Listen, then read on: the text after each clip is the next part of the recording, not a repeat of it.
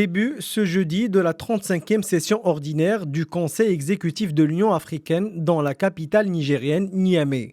Au menu des pourparlers, une immense zone de libre-échange continentale en perspective et le rôle du Maroc dans ses relations africo-bilatérales. Nous sommes ici au Conseil exécutif de l'Union africaine et nous abordons un certain nombre de sujets importants tels que les sujets budgétaires et financiers, mais également et surtout la préparation du sommet extraordinaire qui va adresser et qui va lancer surtout la zone de libre-échange continentale africaine.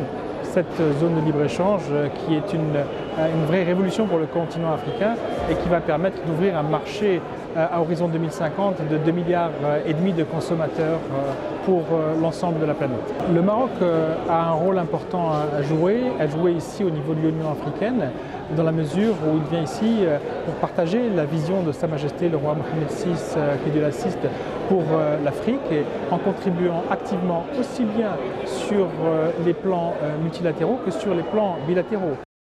En plus de la zone de libre-échange continentale africaine dite ZLECA, plusieurs points sont à l'ordre du jour de cette rencontre africaine qui se poursuit à huis clos. Il s'agit entre autres de l'examen du processus de réforme institutionnelle de l'Union africaine, de son projet de budget 2020 ou encore le projet de monnaie unique de la CEDEAO, dit ECO. La ZLECA est un projet phare proposé par le président nigérien Mahamadou Issoufou. Il vise à éliminer les barrières douanières entre les États membres pour faciliter les échanges au sein du continent africain. La ZLECA a été signée par 44 pays de l'Union africaine lorsqu'elle a été lancée en mars 2018 à Kigali, capitale du Rwanda.